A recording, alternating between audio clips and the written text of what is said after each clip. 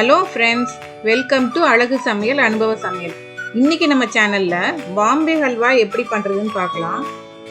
இது சமையல் தெரியாதவங்க கூட ஈஸியாக செய்யக்கூடிய ஸ்வீட்டு. வாங்க இது எப்படி பண்ணுறதுன்னு பார்க்கலாம்.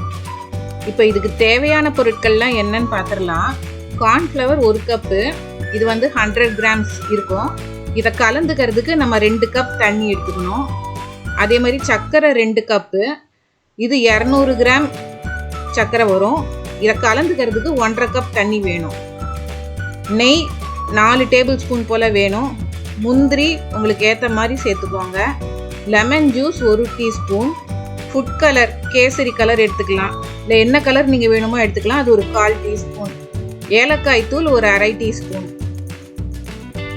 ஒரு பவுலில் 1 கப் சோள மாவையும் நம்ம சேர்த்துக்கலாம். இப்போ இதுக்கு 2 கப் அதே கப்பில் நம்ம தண்ணி கலந்து வச்சுக்கணும். இது ஈஸியாக கரைஞ்சிரும். ஒரு விஸ்க் வச்சு நல்லா கட்டி இல்லாமல் கரைச்சிக்கலாம்.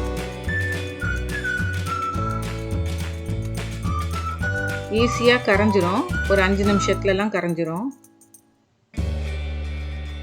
இந்த மாதிரி கரைச்சி வச்சுக்கோங்க. இப்போ இந்த மாதிரி ஒரு டின்னோ இல்லை ஒரு பிளேட்டோ நெய் தடவி வச்சுக்கோங்க, அல்வா ரெடி ஆனாலும் ஊற்றுறதுக்கு. இப்போ இந்த மாதிரி ஒரு நான்ஸ்டிக் கடாய் இருந்ததுன்னா நல்லாயிருக்கும் அல்வாவுக்கு. அந்த 2 கப் சர்க்கரையும் நம்ம சேர்த்துக்கலாம், 200 கிராம் சர்க்கரை. இப்போ இது முங்குற அளவுக்கு தண்ணி ஊற்றணும். இது 1.5 கப் சரியாக இருக்கும் பாருங்க. இப்போ இந்த சர்க்கரை கரையிற வரைக்கும் நல்லா கிண்டி விட்டுக்கிட்டே இருக்கலாம் நம்ம.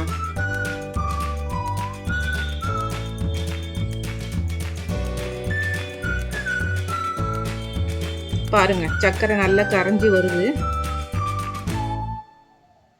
இப்போ நல்லா இந்த மாதிரி ஒரு கொதி வரணும். ஒரு 2 நிமிஷம் கொதிச்சா போதும்.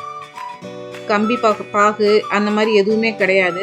இப்போ இந்த சர்க்கரை கூட நம்ம இந்த 1 டீஸ்பூன் லெமன் ஜூஸை சேர்த்துக்கலாம். இது அந்த அல்வா பதம் கரெக்டாக ஹார்ட் ஆகாமல் அப்படியே வச்சுப்போம். இப்போ நல்லா கொதி 2 நிமிஷம் ஆயிடுச்சு. இப்போ திருப்பி இன்னொருக்கா கலந்து விட்டுதாங்க, ஏன்னா கீழே செட்டில் ஆகிருக்கும். இப்போ இந்த கார்ன்ஃப்ளவர் கரைசலில் நம்ம ஊற்றிடலாம். இதோட சேர்த்து கிண்டி விட்டுக்கிட்டே இருக்கணும். அதுக்கப்புறம் நம்ம கை எடுக்கக்கூடாது. ஒரு 10 நிமிஷம் வரைக்கும் ஆகும். மீடியம் ஃப்ளேம்லேயே தான் கிண்டி விடணும்.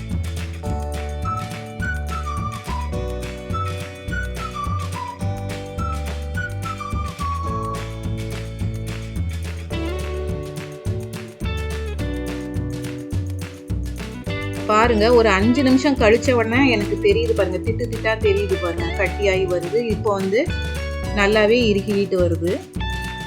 நல்லா சில்கியாக இந்த மாதிரி நல்லா கட்டி பிடிச்சி வரும். இது ஆகிறதுக்கு ஒரு 10 நிமிஷம் 15 நிமிஷம் ஆகும்.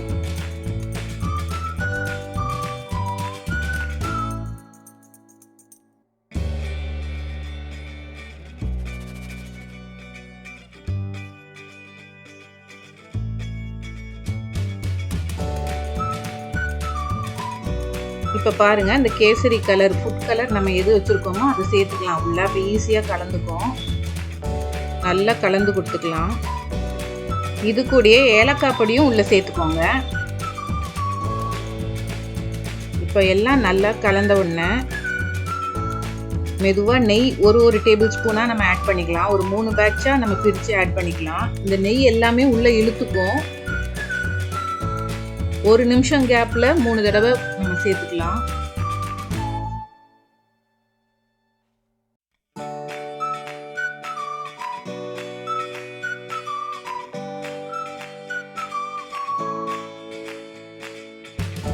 இப்போ பாருங்க, கடைசி பேட்ச் நெய்யும் நான் உள்ளே சேர்த்துக்கிட்டேன்.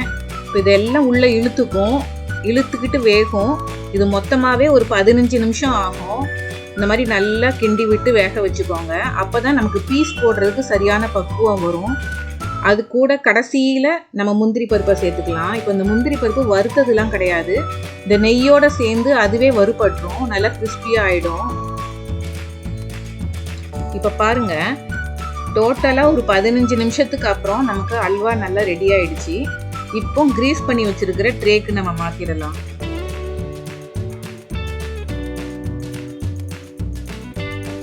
இப்போ இது நல்லா டேப் பண்ணி விட்டு மேலே நல்லா சமப்படுத்திட்டு ஒரு 1 hour இல்லை 2 hour நல்லா கூல் டவுன் ஆகணும். நல்லா கூல் டவுன் பண்ணி விட்டுட்டு அதுக்கப்புறம் நம்ம பீஸ் போட்டுக்கலாம். பாருங்க எவ்வளோ சூப்பராக இருக்குது அல்வான்னு.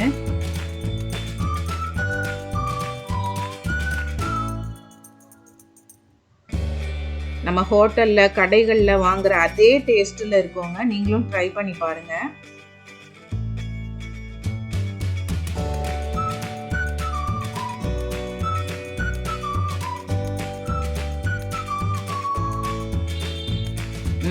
சூப்பராக ரெடி ஆயிடுச்சு. இதே மாதிரி நீங்களும் ட்ரை பண்ணி பாருங்க. வேற ஒரு நல்ல ரெசிபியோட உங்களை அடுத்த வீடியோவில் சந்திக்கிறேன். தேங்க்யூ.